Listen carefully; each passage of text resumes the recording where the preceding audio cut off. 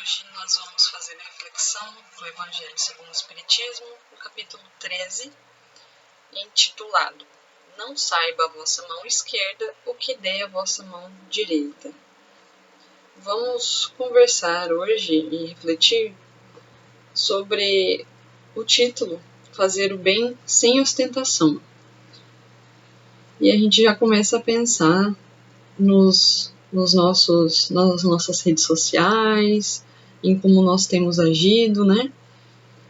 Se nós estamos sabendo cumprir esse, não é um mandamento, né? Porque nós não entendemos assim, mas é uma recomendação.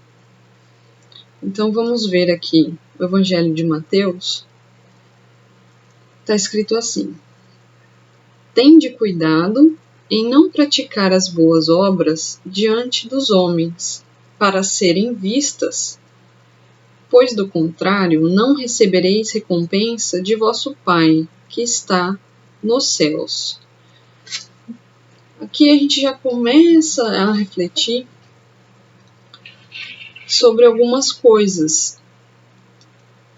E estão ditas dessa forma, né? Tende cuidado, então nós precisamos agir, nós precisamos prestar atenção para quando as nossas obras forem praticadas, para que elas não sejam vistas. Mas por quê? Não é para escondê-las, né? Não faria muito sentido você se desgastar para esconder algo, mas para que ela não seja feita diante das pessoas. Vamos continuar nossa reflexão nesse sentido. Se nós fizermos o bem esperando que nos vejam, esperando reconhecimento, esperando alguma recompensa, ou até mesmo a gratidão da pessoa que vai ser beneficiada, qual seria o propósito desse bem? Nós estamos agindo, esperando algo em troca, esperando sentimento de gratidão do próximo, ou estamos praticando a caridade?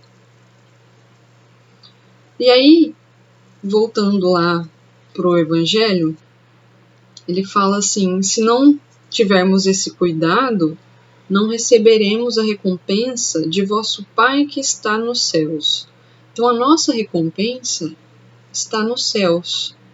A nossa recompensa não está aqui, não está na matéria, não está nessa vida atual.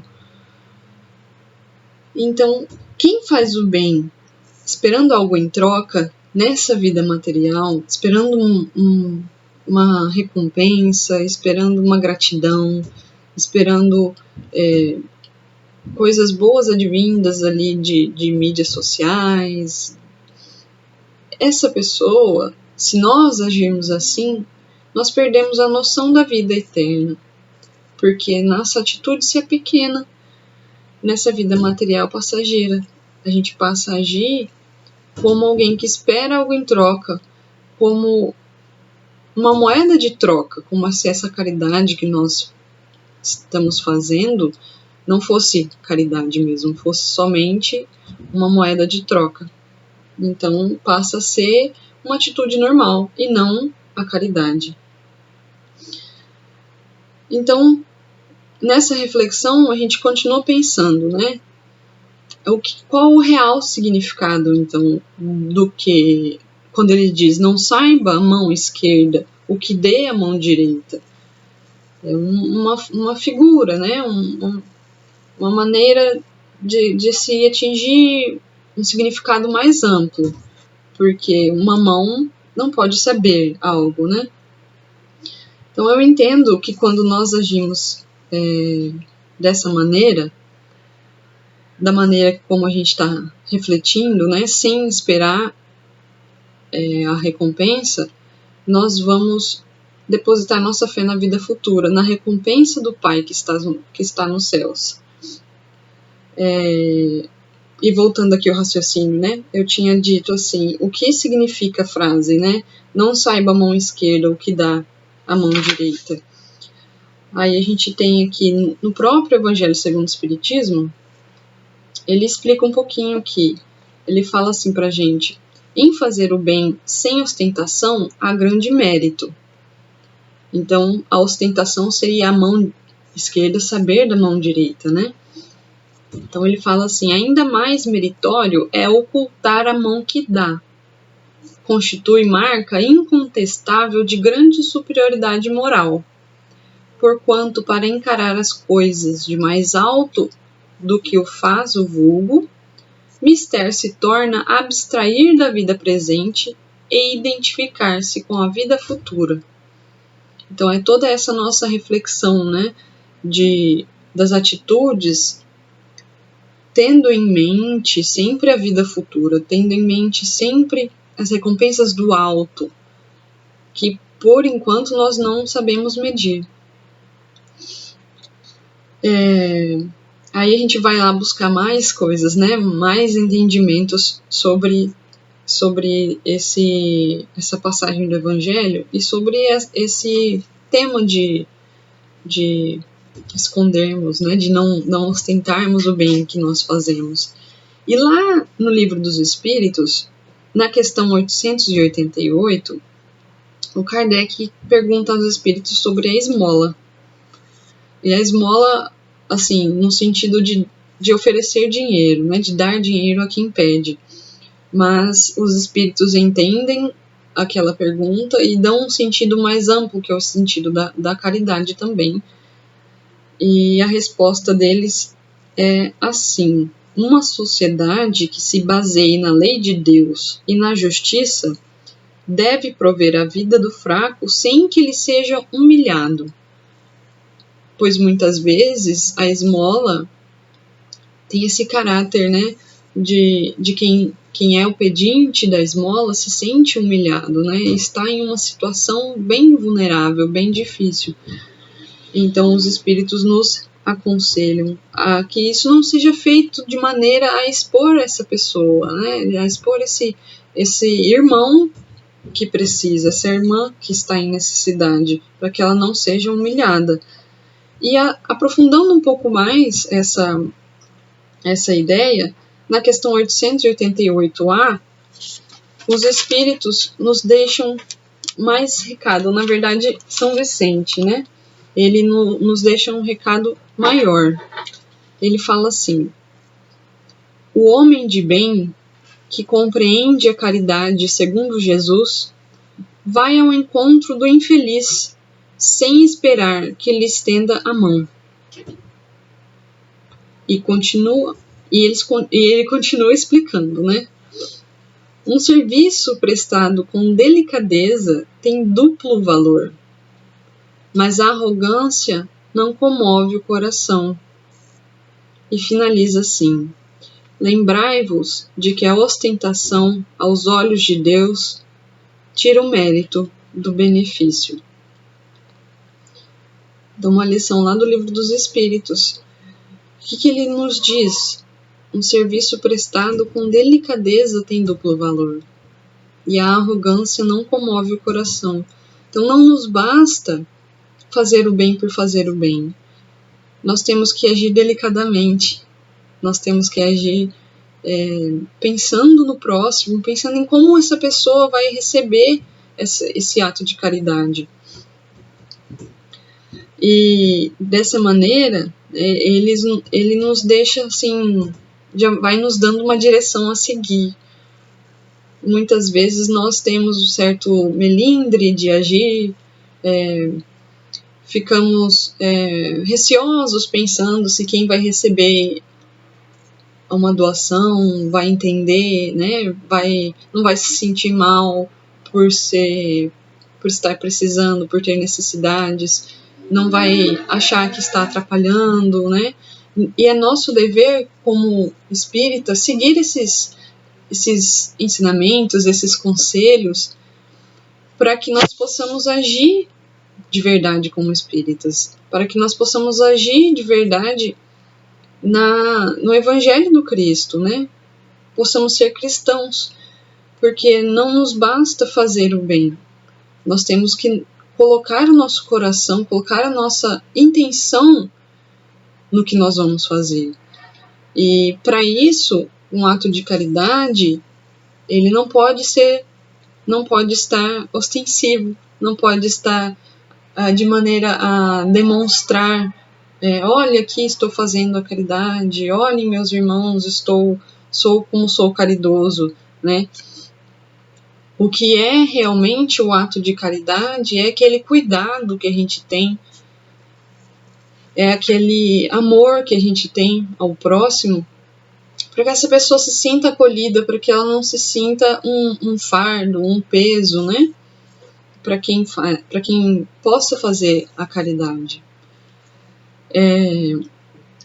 E fica esse alerta também, né, para nós, contra a nossa vaidade. Não precisamos, o jeito que a gente demonstra, né, a nossa ostentação, não precisa ser sempre em redes sociais. Muitas vezes no meio familiar, ou no próprio centro espírita, ou de qualquer forma, cada um sabe onde está a sua própria vaidade e tem que trabalhar nesse sentido para que ela não atrapalhe as nossas atitudes caridosas, para que ela não para que ela fique de lado, né? Porque também é um defeito que nós precisamos trabalhar.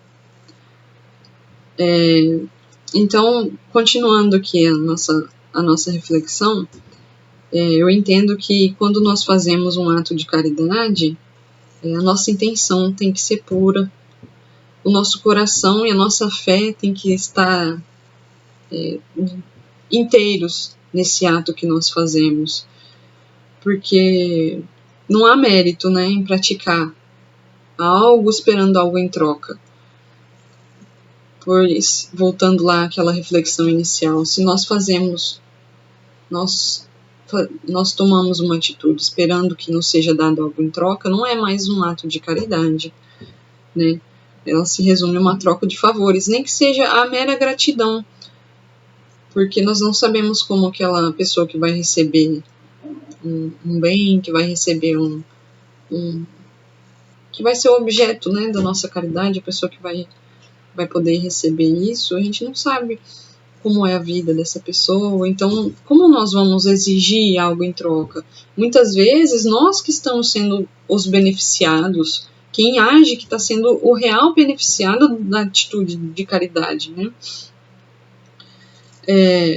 Então nós não podemos agir dessa maneira, pensando, eu te faço um bem, mas desde que você me faça algo em troca, ou desde que você me dê um favor, ou desde que você demonstre gratidão, só assim que eu vou ficar feliz. Não, esse não é o real ato. Esse não é como nós devemos fazer. Ainda sentimos, né, aquela coisa, nós ainda esperamos uma gratidão, ainda esperamos um muito obrigado.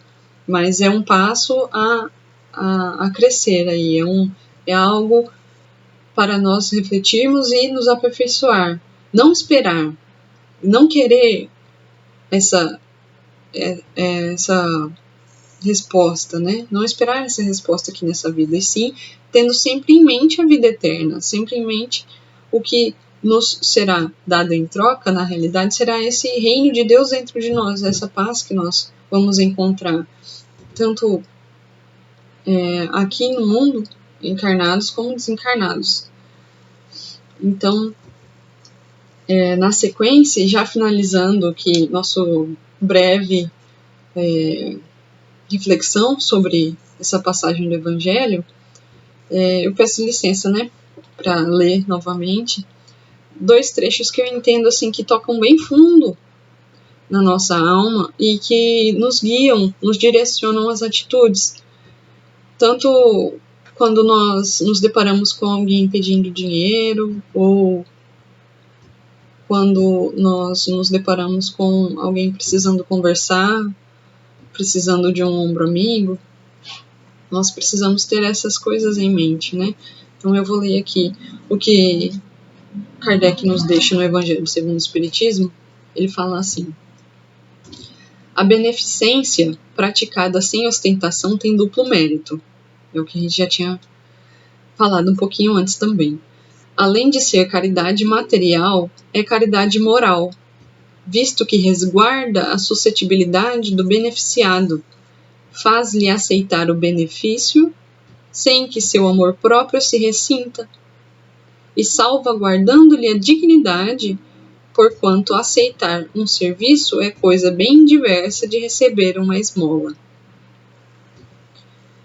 Aí ele termina: a verdadeira caridade, ao contrário, é delicada e engenhosa no dissimular o benefício, no evitar até as simples aparências capazes de melindrar, dado que todo atrito moral aumenta o sofrimento que se origina da necessidade.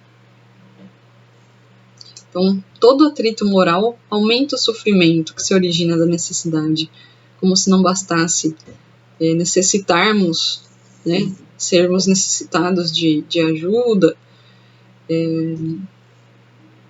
O atrito moral também nos dói mais, né? Então, continuando.